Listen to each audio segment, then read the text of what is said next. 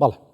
لە ستۆدیۆ میوانداری بەڕێز ئەکەد مراد نووسەر و ڕۆژەمەنووس و کەسایەتی کریسیانەکانمان کردو قسەی لەگەڵا سەبارەت بە دۆخی کریسیانەکان لە عێراق و لە هەرێمی کوردستانیش چۆنە. بەڕێز ئەکەد مراد بەخێر بێن، هەروەها یادی لە دایکبوونی حەزرەتی مەسیح درودی خوای لەسەر بێت پیرۆز بێت لێتان. هەردەمێ لێرەشەوە بڵێم ئەم پێکەوژیانەی لە هەرێمی کوردستان ئێستا نمونەیەکی جوانی لە نێو کوردستان سوچوارە بینین. بەڕێستان کریسیان و من کاکەی و هاوکارانمان مسلمان و هاوکاری دیکەشمان هەیە کە کارەکەن لێرە لە ئێزدین هەمومان پێکەوە لێرە کارەکەین. سەبارەت بە دۆخی کریسیانەکان لە عێراق بۆ نەبووە شوێنەی کە کریسیانەکان هیوایان بۆ خواست ژیانێکی ئاسایی تیا بکەن، بۆ وای لێ نهات عێراق بۆ ئێوە؟ ئەو کاتتان باش و یادی لەدایکبوونی حەزرەتی عیسا پیرۆز بێ بۆ گەلی کریسیانەکان لە کوردستان و لە عێراق و لە جیهان و بۆ هەموو ملەتانی تریش، چکە یادی مەسیح یادی خۆشەویستیە، یادی ژیانە، یادی مەحەبەتە. اینجا لەبەرەوە ئێستا هەموو دنیا ئەم شەوە بەرنامەی چ نوێژ و چ حەفلات ئەکرێ لە هەموو شوێنەکان. بێگومان لە کوردستان جیاوازیەکی زۆری هەیە لەگەڵ عێراق، چکە ئەمە لە 1991ەوە ڕزگار بووین لە ڕژێمی بەغدا و بە بەشداری هەموو لایەنەکان کوردستان کە یەکەمین پەرلەمانی دانا، یەکەمین حکوومەتی دانا و پێکەوە بووین لە هەموو شتەکان. بەڵام لە ئاستی عێراقەوە بەداخەوە دوای گۆڕینی ڕژێمی بەغدا لە 2003 وەزعەکە زۆر بەرەو ئاڵۆزی ڕۆیشت و هەروەکو جەناب دەزانی ملەتانی نەتەوەکانی بچووک بەبێ یاسا و بەبێ وەزعی ئاسایش کە هێمن نەبی ناتوانن بژن.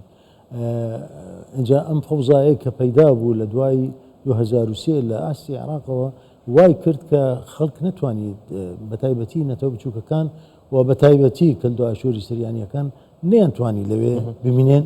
و بەشی زۆریان شوێنەکانیان بەجێهێشت بگرە لە بەسراوە بەرەو بەغدا و بابل و هەموو شارەکانی تر.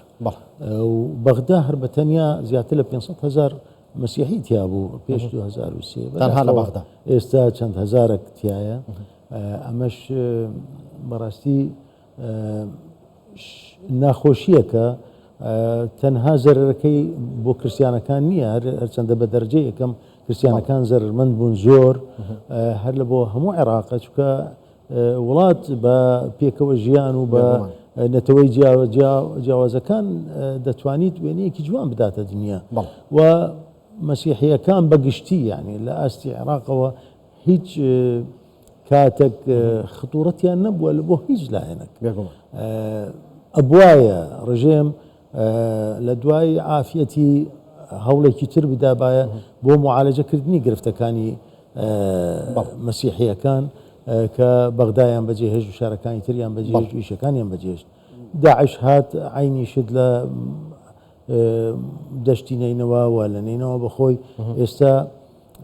ئەو ژمارەی کە هەبوو ئێستا ڕوبعی ئەو ژمارە نەمایە لەو شوێنانە. بەداخەوە حکوومەتی عێراقی تا ئێستا بەرنامەیەکی وایدانە ناوەکە بتوانیت عەلە لەقەل ئەوانەی کە ماون سقەیان پێ بدرێتن،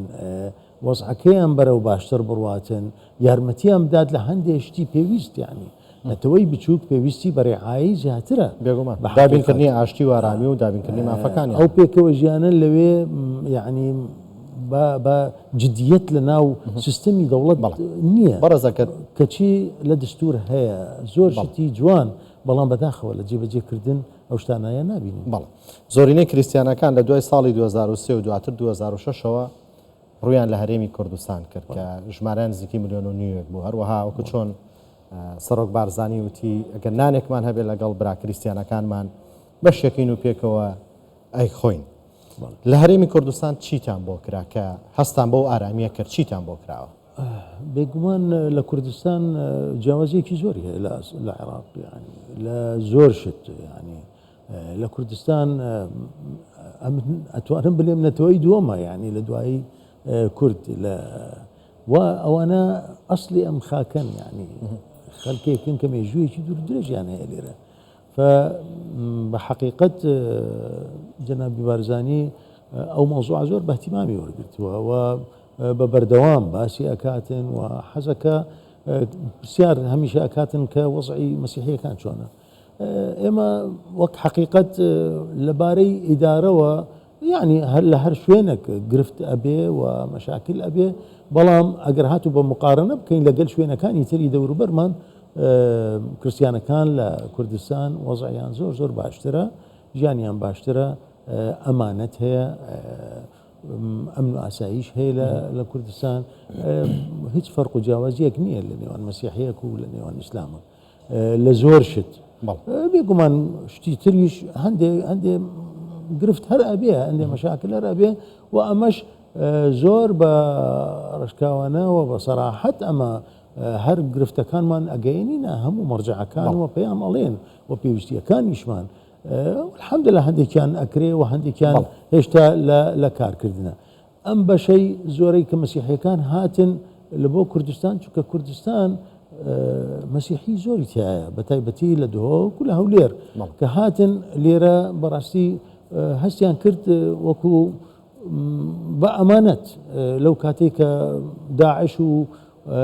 شوارەکانی تری عێراقیشە لە 2006 وەکو جەنابەت فەرمووت مەسیحیەکان هەموو لە وەزعی تەهدید بوون یعنی نەیان دەتوانی بەردەوام بن لە ژیانیان لە ئیشیان لە هەموو شتیان هەموو ئیش و کاریان بەجێ هێشت و هاتنە بەرەو کوردستان و بەشێکی زۆریشیان بەداخەوە کە نەیتوانی عێراق عیلاجی ئەو گرفتانە بکاتن هەتا ئێستاش ئەو عیلاج نەکرا بەشی زۆریان بەرەو دەرەوەی وڵات ڕۆیشتن. بەڵێ محەممەد شیا سوودانی سەرۆکوەزیرانی ئەڵێت عێراق ئەڵێت کار بۆەکەین کریستیانەکان بگەڕێنینەوە بۆ عێراق لەبەروی ئێمە بە فرەپێکاتەیەوە بەهێز و جوانە بین. عێراق بێت چی بکات بۆ ئەو متمانەیە دروست بکاتەوە کە کریستیانەکان ئامادە بن چه ئەوروپا چه هەرێمی کوردستان بەجێ بێڵم بگەڕێنەوە سەر زێدی خۆیان نەچەنە هەرێمی کوردستان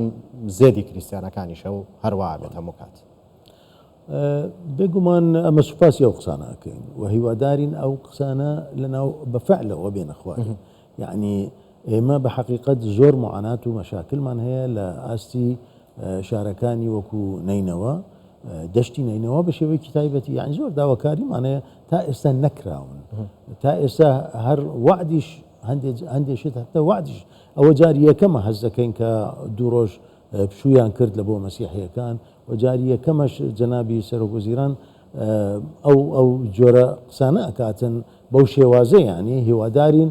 ئەمە ببیتە هەنگاوەک لە بۆ بەکردداری بیکەن بەکردار بڵێ ئەمە هیوادارین بەکردارەوە ئەم شتە بیتن هەتا خەڵک متمانین و مرتاح بی چونکە ئەگەر هات و خەڵکی ناو وڵات مرتاح نەبن و هەز نەکەن کە وڵاتیانە فعلا بە غەریبی هەز نەکەن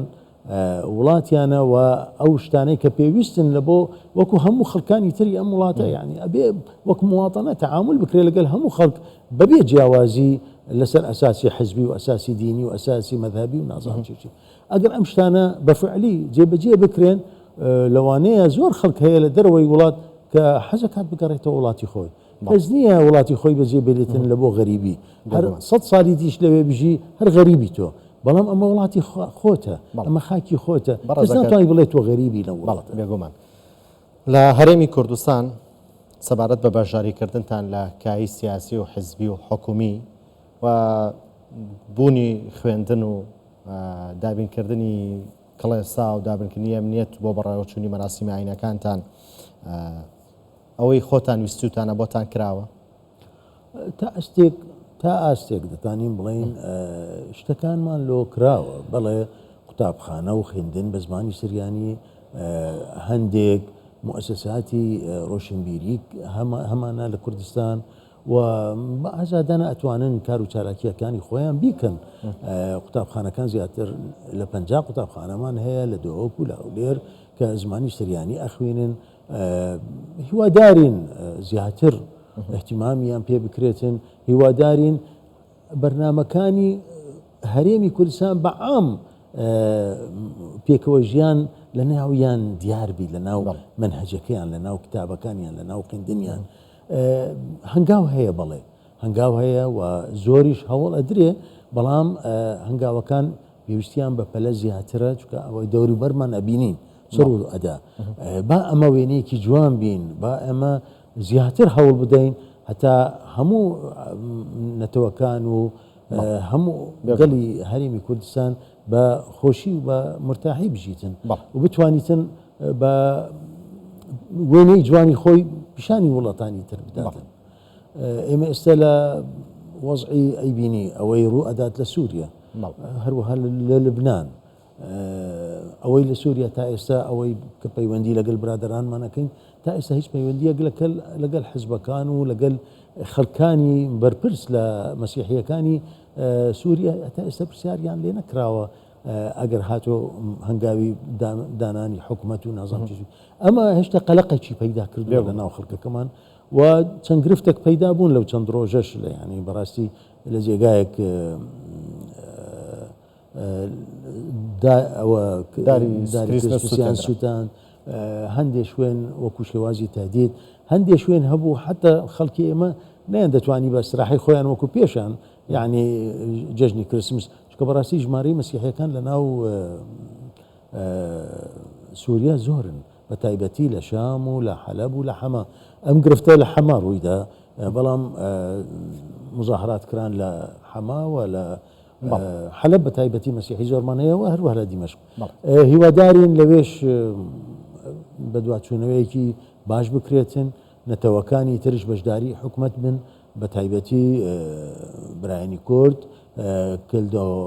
ئاشووری سریان چکە ئەوانەش خەڵکی ئەم وڵاتەی ڕەسەندن حەقی خۆیانە یعنی ئەمە هیچ منەتێک نییە لە هیچ کەسێک ئەگەر هاتوو حکوومەت بە حەقیقی و بە جددی هەوڵ بداتن لە بۆ ئەوەی ملەتان لەوێ بژین و ئێمە ئەبینین دەوروبەرمان کە وەزعەکە بەگشتی ناتەواوە هیوادارین وێنەی کوردستان وێنەیەکی خۆشی و شادی بیتن و لە بۆ ساڵی نوێ ساڵی خۆشی و شادی بیتن لە بۆ گەلی کوردستان لە گەلی عێراق و ئەم وێنە جوانەش بگاتە سووریاش بەرەو باشتر وەزعەکانیان بڕوات. بێگومان سەرۆک بارزانی شەم ڕۆژایەتە جەختی لەوە کردوێتەوە لەبارەی قوڵپڕکردنەوەی